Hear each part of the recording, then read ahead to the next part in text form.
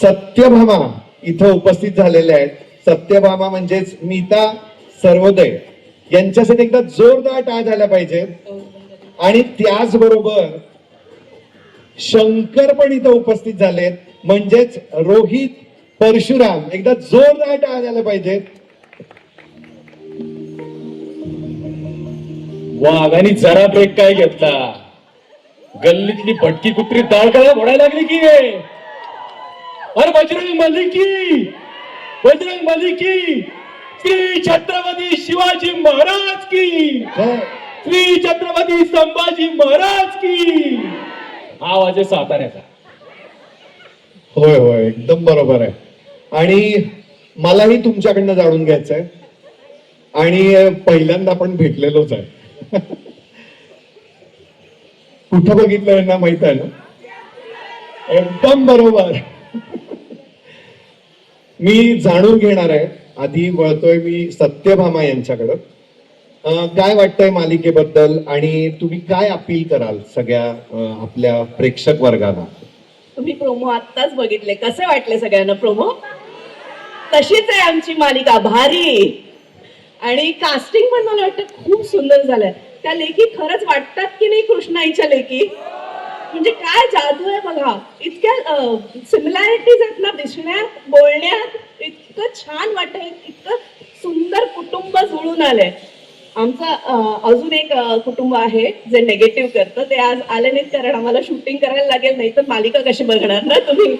तर तेही येतीलच लवकरच तुमच्या भेटीला. आणि आमचं एक कुटुंब आहे, हा माझा मुलगा, या आमच्या मातोश्री.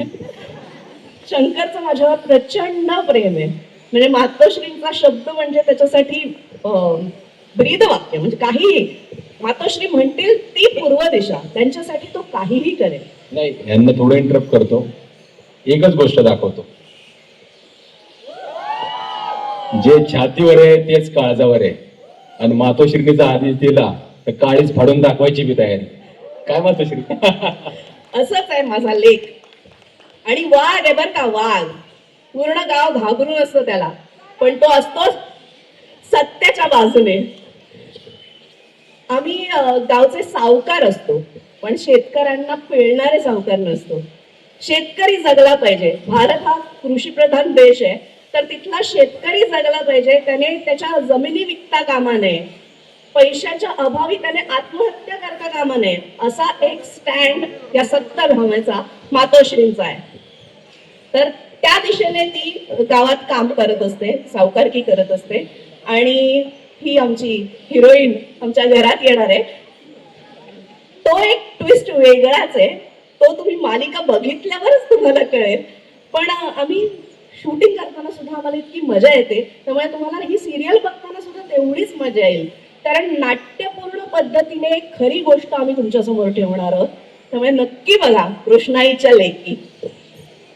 हा, किती तारखेला आहे? किती वाजता आहे? नाव काय आहे? झालो. मी आता शंकर यांच्याकडे वळणार आहे. काय बोलाल तुम्ही? एंट्रीज अशी जबरदस्त घेतली की तो मी डायलॉग बोलायच्या आधीच तुम्ही तो डायलॉग बोलून दाखवला. तो खूपच फेमस झालाय. म्हणजे जसा तो डायलॉग दिसायला लागलाय ना, तसा प्रत्येकाच्या तोंडात तोच डायलॉग येतोय. तर या मालिकेबद्दल आणि या सगळ्या प्रेक्षकांना काय अपील कराल तुम्ही? लहान बाळ असतं, दिवसभर खेळतं, इकडे तिकडे पळतं, पण रात्री आईच्या कुशीत येतं. आप्पी आमची कलेक्टर नंतर कृष्णाईच्या लेखीमध्ये परत येणं, माझा प्रवास हा त्या बाळासारखा. मी परत एकदा झी मराठीवर आलोय, आईच्या कुशीतच आलोय. तेच सगळे प्रेक्षक, आपला तोच सातारा. हे जरी असलं तरी आता अर्जुन म्हणून नाही, शंकर म्हणून तुमच्या समोर होतो. खरं सांगायचं म्हटलं तर मी 2 मेला ऑडिशन दिलं या सिरियलसाठी. ताई मी स्टेजवर उभा आहे म्हणून नाही बोलत आहे, मी खूप मनापासून बोलतोय. मला जेव्हा कळलं की यामध्ये निवेदिता ताई कृष्णाई करतायत, कृष्णाईच्या लेखीमध्ये, मी आता सगळ्या इंटरव्ह्यूज मध्ये सांगितलं आणि मला इथे सांगायला पण खूप मी गर्वाने सांगतोय, अभिमानाने सांगतोय, मी मारुतरायाचा भक्त आहे. मी 2 मेला संध्याकाळी घरी गेलो, शंकरची स्क्रिप्ट जी माझ्या पाकिटात अजूनही आहे, ती मी देवघरासमोरच ठेवली. मी त्याची पूजा केली हळदी कुंकू.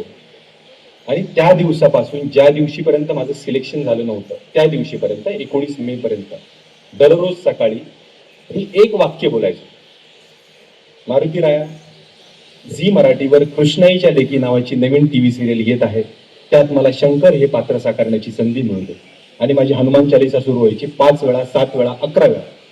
त्यानंतर परत एकदा हे वाक्य बोलायचो आणि त्यानंतर माझी प्रार्थना थांबायची. ह्यासाठी मला आर्टिस्ट म्हणून काम मिळावं, माझ्या सगळ्या गोष्टी व्हाव्या, हा भाग एका बाजूला, पण फक्त आणि फक्त निवेदिता ताई त्यामध्ये काम करतायत हे एक महत्वाचं रिझन होतं. आणि ताई मला एक खूप प्राऊडली सांगावंसं वाटतं, आता तुमच्या समोर उभं राहू. आणि मग बजरंग बलीने माझ्या पदरात हरवून दिला. सो ज्यांनी गेले 40 वर्ष महाराष्ट्राला खळखळून हसवलंय पण रडवलंय पण, त्यांच्यामध्ये आई दिसते, त्यांच्या चेहऱ्यामध्ये आई दिसते. निवेदिताताईंच्या शिवाय मराठी फिल्म इंडस्ट्री हा विचारच होऊ शकत नाही.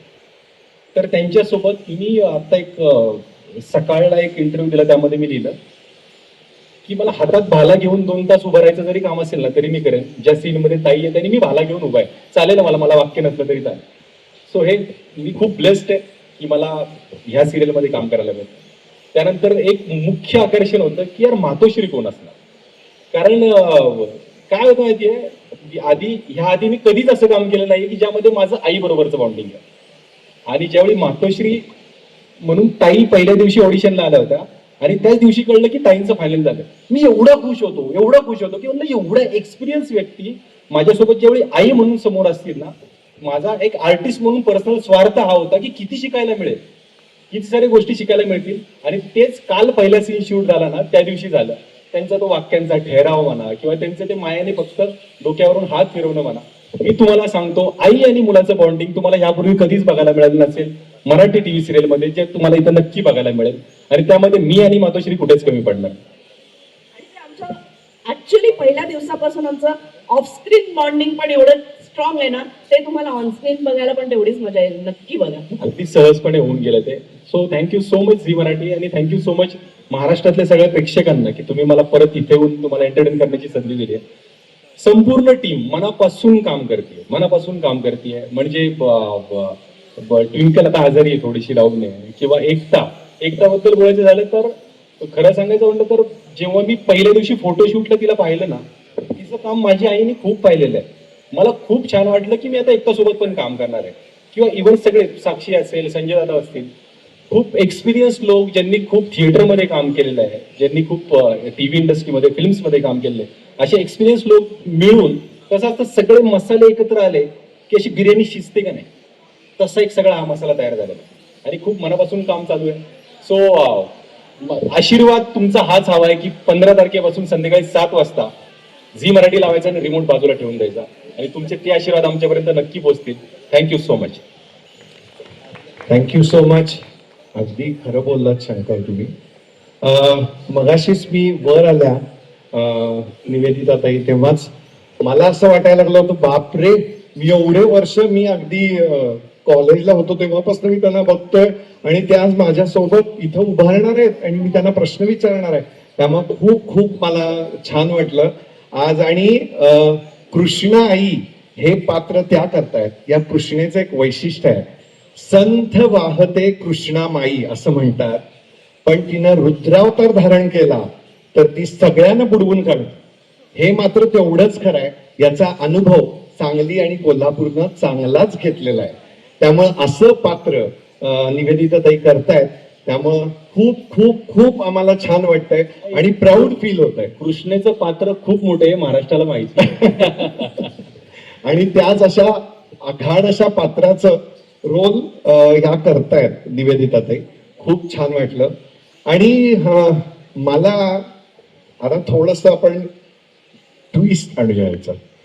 तुमचा एक परफॉर्मन्स आम्हाला बघायचा. हो, मातोश्रींना मी विनंती करतो की त्यांनी स्थानापन्न व्हायचंय आणि मी गौरींना विनंती करतो की त्यांनी व्यासपीठावर यावं.